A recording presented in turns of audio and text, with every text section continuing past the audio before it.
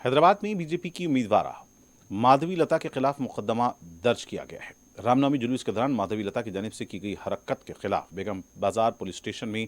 इमरान नामी शख्स की जानिब से एक शिकायत दर्ज करवाई गई थी, जिस पर पुलिस ने माधवी लता के खिलाफ दो फिरकों के दरमियान मुनाफियत फैलाने और मजहबी जज्बात को मजरूह करने का इल्जाम में मुकदमा दर्ज किया है। माधवी लता ने सिद्दीम्बर बाजार मस्जिद के पास मस्जिद की तरफ इशारा करते हुए तीर कमान चलाने का इशारा किया था। दफा 295A के तहत मुकदमा दर्ज किया गया है। एफआईआर की हमने बेगम बाजार पुलिस स्टेशन में इस कंप्लेंट को फाइल किया था कल रात को, और एसएचओ साहब ने वीडियो देखने के बाद इस पर स्विफ्ट एक्शन लिया और हमें ये इत्मीनान दिलाया कि जल्द से जल्द इस पर कार्रवाई होगी। मुझे आज ही मैसेज आया, ऑटोमेटेड मैसेज जो आता है एफआईआर फाइल करने के बाद, कि सेक्शन 295A के तहत इनको बुक किया गया है और स्पेशल इन्वेस्टिगेशन टीम को इन पर लगाया गया है ताकि ये पूरे मामले की जांच पड़ताल हो और इसका फैसला हो।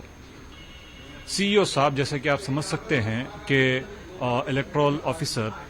एक बहुत बड़ा ओहदा होता है, और ऐसी चीज़ को वो बीच में आकर मेरे तरफ या माधवी लता जी की तरफ नहीं बोल सकते। तो उन्होंने न्यूट्रली कहा है कि आपने जो कंप्लेंट फाइल किया है, इस कंप्लेंट पर जो एक्शन होना चाहिए वो एक्शन होगा, और उन्होंने ये यकीन दिलाया कि इंशाअल्लाह देवुन दयावल्ला 7 दिन के अंदर इस पर कुछ न कुछ एक्शन होगा और वो लोग एक नोटिस भेजेंगे माधवी लता जी को। मैं उम्मीद करता हूं कि इस लेटर